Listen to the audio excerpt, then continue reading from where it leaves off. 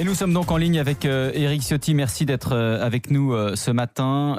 Éric Ciotti, d'abord, très simplement, 80 morts sur la promenade des Anglais, scénario absolument inimaginable. Quel est votre sentiment ce matin ? Le bilan est malheureusement aggravé. Nous sommes à l'heure actuelle à 84 morts. C'est un chiffre terrifiant. C'est un spectacle d'horreur, d'épouvante. C'était une scène d'horreur toute la nuit sur la promenade des Anglais. Des familles partageaient un moment de bonheur en assistant au traditionnel feu d'artifice. C'était un jour de fête nationale. Et des familles ont été fauchées. Elles n'ont pas compris ce qui se passait sur le trottoir au-dessus de la mer. C'est un moment d'épouvante pour la stupeur, la sidération hier soir. Pour notre pays, c'était jamais Nice n'avait subi une telle attaque depuis la guerre. C'est aujourd'hui un sentiment, oui, en même temps que l'émotion, c'est un sentiment d'épouvante. La classe politique, on le dit depuis ce matin, elle est un peu cueillie à froid parce que elle ne sait pas trop comment réagir. François Hollande disait, on l'a entendu, qu'il souhaite prolonger l'état d'urgence, mais on sent que vous êtes finalement, sur le plan juridique, législatif, désarmé par rapport à cette menace. Nous savons depuis 2012 maintenant que nous sommes rentrés dans une autre époque, que les terroristes ont décidé d'utiliser tous les moyens pour commettre leur acte d'inhumanité, puisque un acte comme ça, c'est pas un être humain qui peut le commettre. Et donc, je crois qu'on n'a pas encore intégré que face à cette menace qui va être durable et qui est sans doute une des premières au monde, tous les spécialistes le disaient, le patron du renseignement, Patrick Calvar, la commission d'enquête que j'ai présidée l'année dernière, nous avions tous pointé que la France était sans doute la première cible au monde. Ce qui s'est passé depuis 1 an et demi, Charlie, le Bataclan, Nice, le démontre. C'est la France qui a payé le plus lourd tribut dans les démocraties occidentales au terrorisme et au terrorisme islamiste, naturellement. Donc, nous sommes dans cette situation de guerre, on utilise ces mots, mais on n'utilise pas les armes de la guerre pour lutter contre le terrorisme. Je crois qu'il faudra qu'on comprenne qu'il faut passer à une autre échelle, à un autre cadre, que le cadre actuel, il n'est pas forcément adapté et qu'on devra s'habituer à utiliser d'autres outils. Voilà, l'état d'urgence, pour moi, il doit être permanent. Les outils offerts par l'état d'urgence, c'est quoi ? C'est la possibilité de perquisition administrative, c'est une assignation en résidence, mais seulement de 12 heures par jour. Moi, j'ai prôné une assignation en résidence permanente pour les personnes qui présentent un risque. C'est l'interdiction de certains mouvements, de certaines manifestations. C'est en même temps un contrôle aux frontières permanent. Quand on sait que l'année dernière, 1 800 000 personnes sont rentrées en Europe de façon illégale, et que beaucoup d'entre elles, la commission d'enquête présidée par Georges Fenech l'a démontré, n'avaient pas fait l'objet du moindre contrôle biométrique, d'identité, le moindre Mais vous parlez relevé. de l'état d'urgence et précisément la commission d'enquête dont vous parliez aussi pointait les limites de cet état d'urgence et malheureusement on en a eu une illustration hier soir à Nice. C'est le même jour où François Hollande annonçait qu'il fallait sortir de l'état d'urgence. Donc on est, et je l'ai dénoncé moi-même personnellement à plusieurs reprises, on réagit chaque fois un peu en fonction de la gravité de l'événement qui intervient. Mais il faut savoir que voilà, ces événements, ils vont sans doute se reproduire. On le savait. J'ai tenu moi-même avec Christian Jacob une réunion.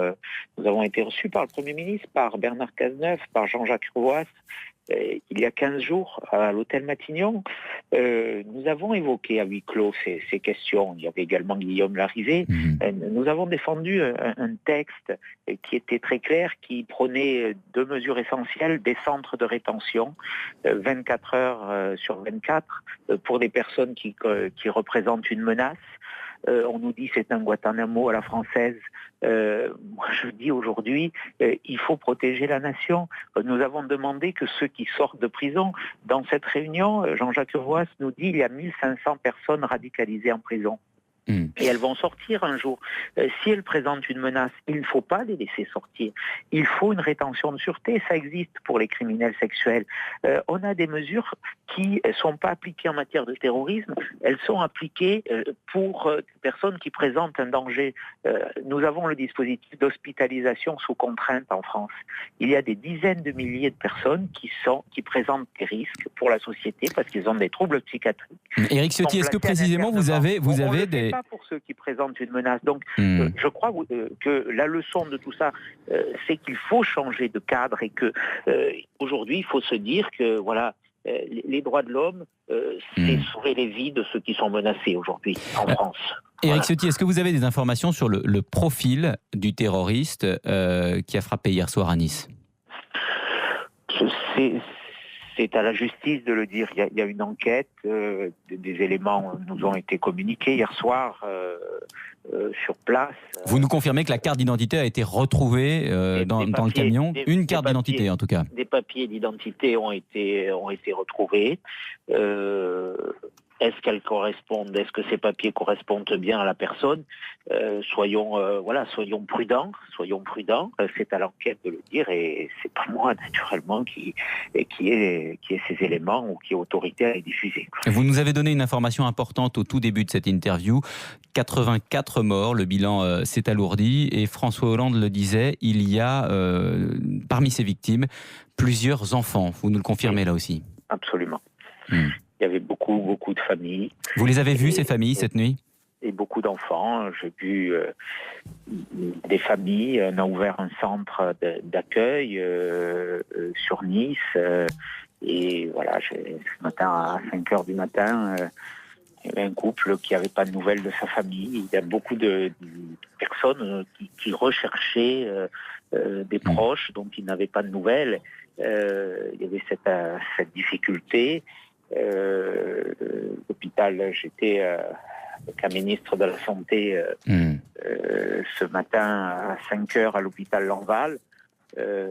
52 enfants y étaient hospitalisés. Et l'hôpital Lanval, c'est l'hôpital pour enfants de Nice, qui n'avait jamais vécu un tel scénario. Tous les chirurgiens étaient mobilisés. Il y a eu une extraordinaire chaîne de réactions. Les médecins sont retournés spontanément. Il y a eu une réactivité très forte des secours d'urgence. Nos sapeurs-pompiers, il y avait hier soir plus de 400 sapeurs-pompiers sur place qui ont été mobilisés, ceux des Alpes-Maritimes, mais également ceux d'autres départements qui sont venus, le SAMU, les SMUR, sur la promenade des Anglais. En quelques minutes, 21 médecins étaient mobilisés. Un poste médical a été installé dans une boîte de nuit sur la promenade des Anglais. Voilà, il y a eu des personnes qui ont fui par la mer. Une centaine ont été repêchées en mer par les navettes des sapeurs-pompiers. Mais ce bilan est tragique et c'était hier soir. Des personnes ont fui par la mer? Oui, absolument. D'autres, certaines, le camion a emprunté pendant plusieurs kilomètres le trottoir sud de la promenade des Anglais. C'est le trottoir qui surplombe la plage. Et il a roulé sur ce trottoir jusqu'à ce qu'il y ait un obstacle physique. Et là, il a pris la chaussée. Et les personnes ont essayé d'éviter ce camion en sautant sur la plage. Il y a des murs de 2-3 mètres. Et certaines, il y a un mouvement de foule s'est installé, de panique. Et certains ont fui par la mer. Éric Ciotti, merci beaucoup d'avoir été en ligne avec nous ce matin de Nice. Éric Ciotti, député des Alpes-Maritimes.